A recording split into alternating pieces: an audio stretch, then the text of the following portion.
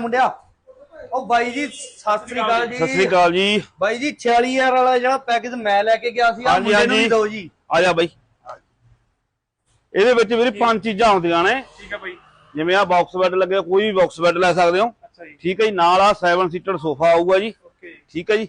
ਨਾਲ ਆ ਫੁੱਲ ਸਟੋਰੇਜ ਵਾਲੀ 7.5 ਦੀ ਅਲਮਾਰੀ ਹੈ ਜੀ।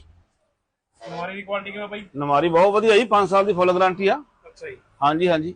ਓਕੇ, ਤੇ ਨਾਲ ਆ ਪ੍ਰੈਸ ਟੇਬਲ ਹੈ ਜੀ। ਅੱਛਾ ਜੀ, ਤੇ ਇੱਕ 4 ਨਾਲ ਇੱਕ ਗੱਦਾ ਬੈੱਡ ਦੇ। ਓਕੇ। ਠੀਕ ਹੈ ਜੀ।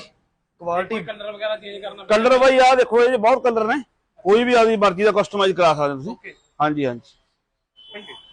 ਠੀਕ ਹੈ ਜੀ, ਠੀਕ ਹੈ। ਪੈਸੇ ਜਮਾ ਕਰਾਓ ਤੇ ਲਦਾਓ ਜੀ ਸਮਾਨ ਆਪਣਾ। ਬਾਹਰ ਲਗਾ ਦਿੰਦੇ ਜੀ। 10000 ਰੁਪਏ ਰੱਖ ਲਓ ਤੁਸੀਂ। ਠੀਕ ਹੈ ਜੀ। ਜਦੋਂ ਤੁਸੀਂ ਪੈਕੇਜ ਭੇਜੋਗੇ 36000 ਰੁਪਏ ਉੱਥੇ ਦੇ ਦਿਓ। ਹਾਂਜੀ ਬਾਈ ਜੀ, ਜੇ ਕਿਸੇ ਨੇ ਹੋਰ ਵੀ ਮੇਰੇ ਵੀਰ ਨੇ ਪੈਕੇਜ ਖਰੀਦਣਾਗਾ, ਇਹ ਸਾਡਾ ਐਡਰੈਸ ਰਹਿਣ ਵਾਲਾ ਜੀ good life furniture house, Bhagu road, ਗਲੀ ਨੰਬਰ 8 ਦੇ ਬਿਲਕੁਲ ਸਾਹਮਣੇ, ਬਠਿੰਡਾ।